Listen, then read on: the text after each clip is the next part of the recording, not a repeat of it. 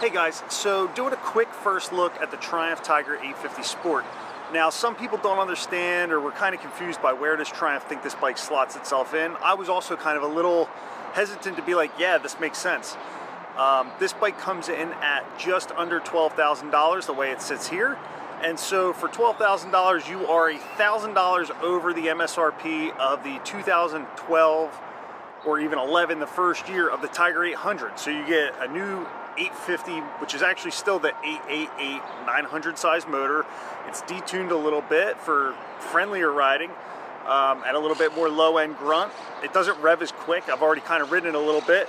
I'm going to do a full review on this bike. We're just kind of doing a first look, but we're trying to figure out, like, who does this bike really make sense for? Now, I had that 2012 Triumph Tiger 800 Roadie, so same kind of setup. You know, the suspension travels all the same, 180 up front, 170 millimeters at the rear, non-adjustable suspension except for preload at the back. And when you kind of think like, man, it's a little expensive, also remember that almost 10 years ago, you could have bought the same bike for $1,000 less, but it would have been the Tiger 800 Roadie. Let's take a look at this one. We're just going to go over some features, and it's just kind of a first look. Let's check it out. Okay guys, here it is, our first look at the 850 Sport. I like to start from either the top or the bottom. We're going to do the bottom on this one. 1719 cast aluminum wheel setup. You guys know that, you know, I had that Tiger 800 if you follow my channel. I broke a lot of rims due to real high-speed off-road riding. I don't suggest them for that, but they are perfectly fine for some quick adventure touring, you know, gravel roads, dirt stuff. Also, I really like that Triumph has put Michelin Anakee adventures on this bike. I tested those out in Nevada. I'll link that below. Really fantastic dual sport tire for these adventure bikes. It's like, you know, they want to say like 30% off-road and 70% on. I think that's a pretty good assessment of these, and I really like them because they're really predictable. They've got a nice fall off. With the 850 at $12,000, you don't get the foldable foot gear or shift, you know, foot controls that you do on the Rally Pro and the Rally. You don't also get this quick shifter, which works really well.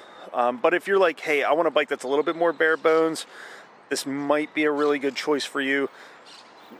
Suspension's non-adjustable except for preload in the rear. You get this nice preload adjuster here. I wish it had a little bit more control, but at the same time, my old Tiger 800 didn't have that, and it was a fantastic bike. You just kind of just ride it instead of get all bent out of shape of whether it feels right or not. Triumph has put the new Stylema Brembos on all their bikes, and they're a tremendous amount of braking force. They work so well. These are like MotoGP spec or Superbike spec 6 years ago. Really a high-end brake for a middle of the range bike, you know, if you look at all bikes. But even from the Tiger's perspective, where this is the lowest model that's going to be available, it still comes with the highest spec brakes. The handlebars are narrower than the ones that come on the Rally Pro. They look really similar to the GT and GT Pro. And they've got this nice bend to them. I've always liked the bend on the new bars better than the old ones. You don't get the heated seats that you get on the Pro models. You do get the beverage holder rear rack, which I'm a big fan of. And even though it says it's an 850, it's still a 888 cc's, and it's just been detuned. It doesn't have that bark down low that the GT or the Rally Pro have, or the regular Rally, and it comes with a 5-inch display. Now the thing about God, those birds are loud. Sorry about that, guys. I'm going to do a startup on this, but the thing about this bike is it comes with a similar 5-inch display that came on like the 2018 Tiger 800s. I still really like it. And to turn off the traction control, you would have to go into bike setup and then go to traction control and then disable it. So you can turn the traction control off on this bike. You cannot turn off the rear wheel ABS, so you won't be able to lock the rear. That was never a problem on my 2012 Tiger. So, you know, for the guys that think you need to lock up the rear brake, I would argue that you don't to ride these big bikes off-road. And it also makes it a lot harder to stall due to too much rear brake. I'm going to give this bike a start here.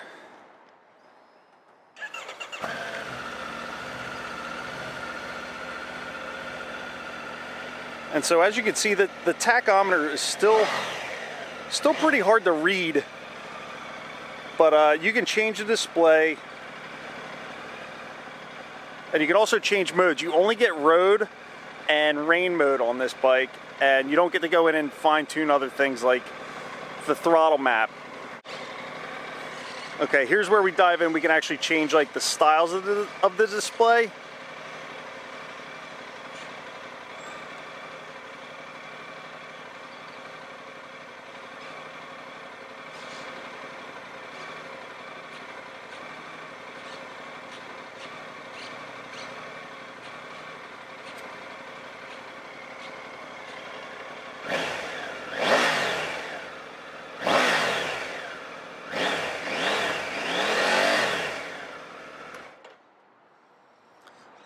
So that's kind of a display of the tachometer that I like, or I prefer to use when I ride. It's not too bad because you get the full readout from all the numbers, but still just the way that this scales down is not ideal. I don't know who thought that was really a great design. I would definitely like to see some of the more traditional style tachometers. And that's been a common gripe of mine. You can see it in my Tiger 900 Rally Pro review, which I will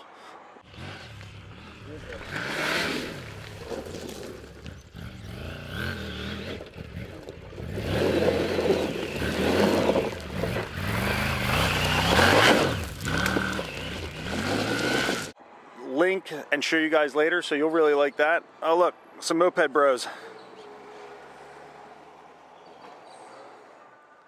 They're all electric. Kind of cool. We're in Austin, Texas, by the way, so that's where we're going to be testing this bike at. Yeah, so I'm going to link the Rally Pro review at the end of this, so you guys can check that out, and hopefully I'll see you guys out there. And I'm going to do a full review of this, which I'll link at the bottom of this once I finally get it done, but these are just a first look at this bike. All right, see you guys. What up, everybody?